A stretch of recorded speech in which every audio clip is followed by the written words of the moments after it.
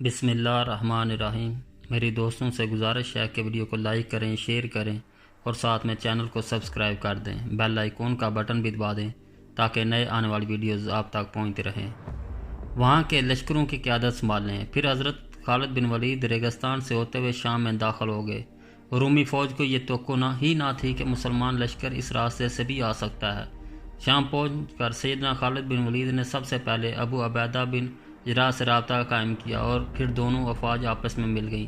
آپس میں بیٹھ کر صلاح مشورہ کر کے جنگی حکمت عملی تیار کی گئی اور فیصلہ کیا گیا کہ تمام مسلمان فوج بالفور اکٹھی ہوں تاکہ اکیلے دشمن کے نرغے میں آنے کے بجائے ایک بڑا لشکر تشکیل دیا جا سکے جو براہ راست رومی سلطنت کے قلب یعنی دمشق پر قبضہ کرنے کی کوشش کرے۔ دمشق پر قبضہ کرنے کی صورت میں شام پر قبضہ کرنا بہت آسان ہو جاتا۔ شام کے بڑے بڑے شہروں یعنی دمشق، انطاکیہ، بیت المقدس اور سمندر کے ساتھ ساتھ لبنان میں بیروت کے آس پاس کے علاقے بڑے بڑے قلعے اور شہر آباد تھے۔ شام بازنطینی سلطنت کا سب سے خوبصورت صوبہ تھا اور یہی وجہ تھی کہ وہ بہت شدت سے اس کا دفاع کر رہے تھے۔ چنانچہ پہلے مسلمانوں کی رومیوں سے چھوٹی چھوٹی جھڑپیں ہوئیں اور چند ایک چھوٹے قلعوں پر قبضہ کیا گیا۔ اس کے بعد مسلمانوں نے براہ راست دمشق کا محاصرہ کر لیا۔ دمشق کا محاصرہ جاری تھا کہ مسلمانوں کو خبر ملی کہ رومی بادشاہ ہرقل نے اپنی فوج کو اس طرح ترتیب دیا ہے کہ وہ مسلمانوں کو پشت سے گھیرنا چاہتا ہے اور اجناتین کے مقام پر رومی فوج کو جمع کیا جا رہا ہے۔ مسلمانوں نے جب یہ دیکھا کہ دمشق کا محاصرہ طویل ہوتا جا رہا ہے تو حضرت خالد بن ولید رضی اللہ تعالیٰ عنہ نے اپنی فوجوں کو لیا اور ابو عبیدہ کے ساتھ اجناتین کی جانب بڑھنا شروع کیا۔ یہاں پر مسلمانوں کی رومیوں کے ساتھ ایک بہت بڑی اور فیصلہ کن جنگ ہونے والی تھی، لیکن اس سے پہلے ایک غیر معمولی واقعہ پیش آیا۔ مسلمانوں کا کیمپ اور لشکر جب دمشق کے محاصرے کو چھوڑ کر واپس چلنا تو پھر آخر میں مسلمان عورتوں کے کیمپ پیچھے رہ گئے۔ سیدنا خالد بن ولید جب تھوڑا آگے گئے تو رومی قلعوں سے باہر نکل کر اس کیمپ پر حملہ آور ہوئے کہ جس میں مسلمان عورتیں تھیں۔ ان حملہ آوروں کی تعداد تقریباً 6000 تھی۔ رومیوں نے مسلمان عورتوں کے خیموں کو گھیر لیا۔ ان میں حضرت خولہ تھی جو کہ مشہور صحابی حضرت زرار کی بہن تھی۔ انہوں نے تمام مسلمان خواتین کو ہمت دلائی، وہ خیمے کے ڈنڈے اور 24 نکال کر رومیوں سے مقابلے کے لیے تیار ہو گئی۔ رومیوں کا خیال تھا کہ وہ مسلمان عورتوں کو زندہ گرفتار کر کے دمشق کے قلعے میں لے جائیں گے۔ خالد بن ولید کو جب یہ اطلاع ملی تو وہ فوراً پلٹے اور صرف مٹھی بھر مجاہدین کا ساتھ لے کر غیظ و غضب کے عالم میں قیامت بن کر کفار پر روٹے۔ کفار کو اندازہ ہی نہ تھا کہ انہوں نے کس چیز کو چھیڑ دیا ہے۔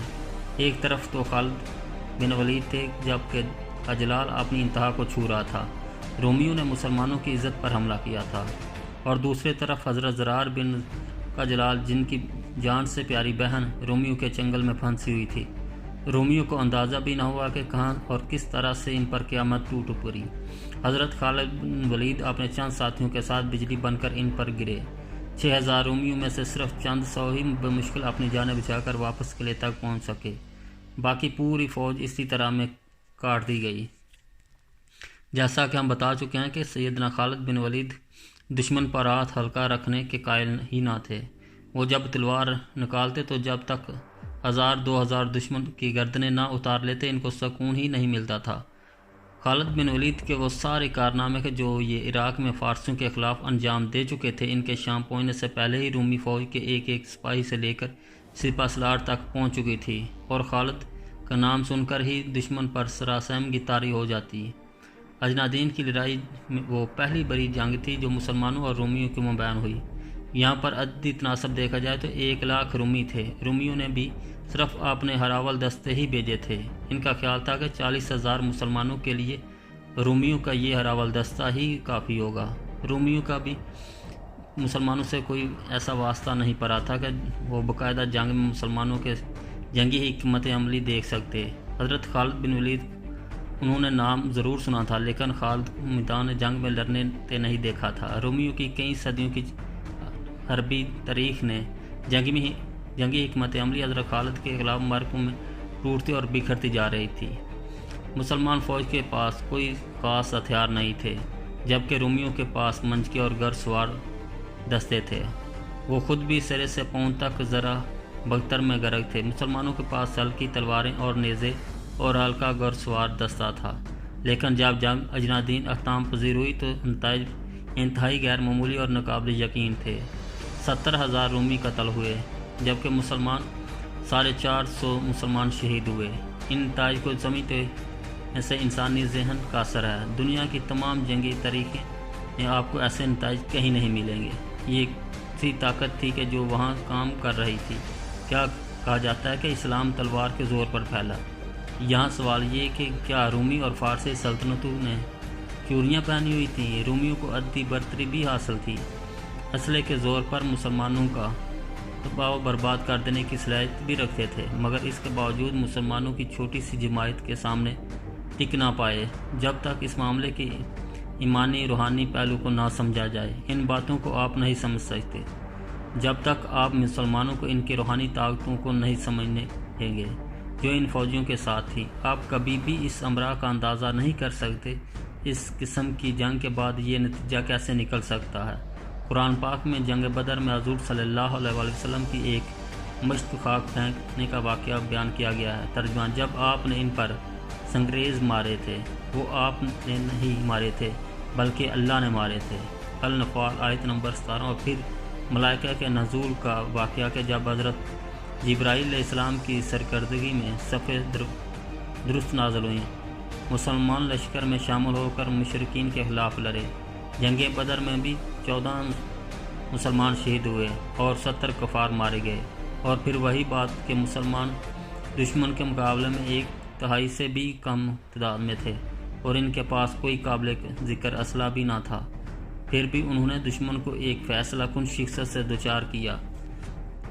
تاریخ اسلام میں شاید ہی کوئی ایسی جنگ لڑی گئی ہو جس میں مسلمان عددی طور پر دشمن سے زیادہ ہوں۔ یہ ایک حیران کن معجزہ ہے۔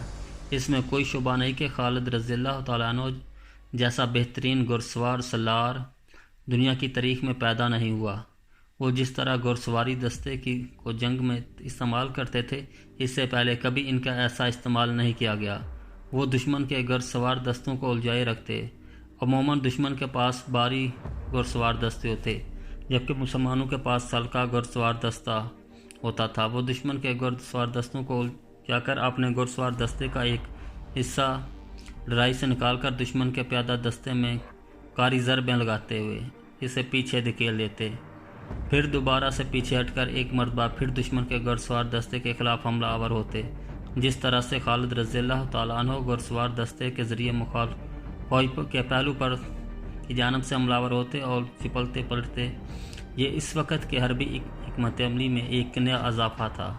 یہ ایک ایسی جنگ حربی چال تھی کہ جو دنیا اس سے پہلے کبھی نہ دیکھی تھی۔